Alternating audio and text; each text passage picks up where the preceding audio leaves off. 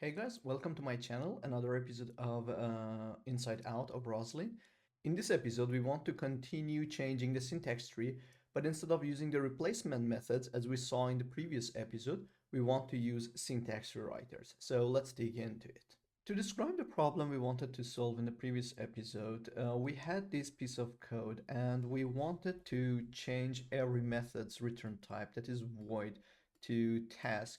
And if the method's return type is not a void, then we didn't want to touch that method. To achieve that, we first get the methods of the method declaration syntax, the nodes that are of this type, and then pass it as an IEnumerable of syntax nodes, which gives us access to the original node in this list to the replace nodes method. There are a bunch of replacement methods that we could use to change the structure of the syntax tree and transform it. And here is our logic that we have in here. So this logic will not change in our new application as well, but the way that we are using this logic would change. So let's see what are syntax rewriters. To create a syntax rewriter, first let me add a new class here. It first needs to inherit from the C# syntax rewriter class. This class itself is inheriting from the C# syntax visitor class that accepts the syntax node as a generic parameter.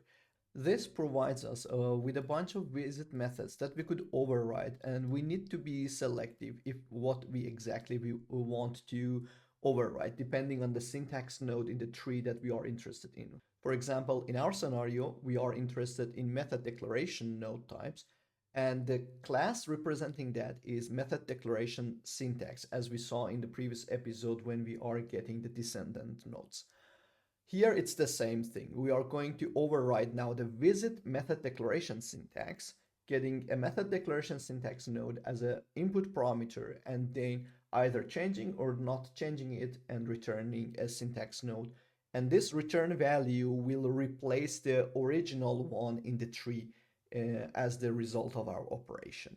I'm going to override the visit method declaration, and let's sort the modifiers. And here, as we already mentioned, the logic would be the same as the one that we have in here. So I'm gonna copy paste this one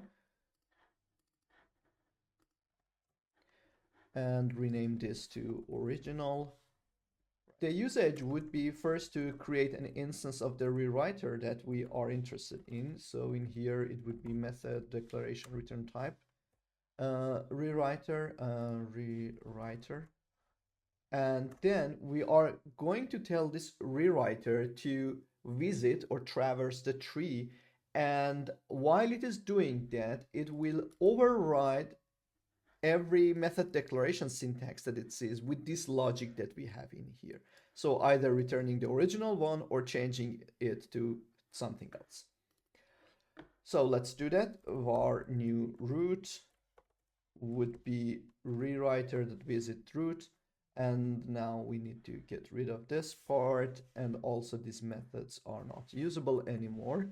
I'm also removing this comment. You will see, as a benefit of that, this code in here became more clear and concise of what we are doing, and also we separated the responsibility to some other classes. Let's run the application to see whether it has identical output as the previous one or not.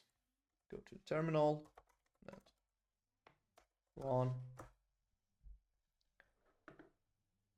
and here we are. 2 points that are always worth mentioning that is that never forget to preserve trivias, or at least think about preserving them, and be aware that the Roslyn APIs, all of them are immutable. They are not changing anything in place, so you always need to assign them to a new variable to get the effect that you expected.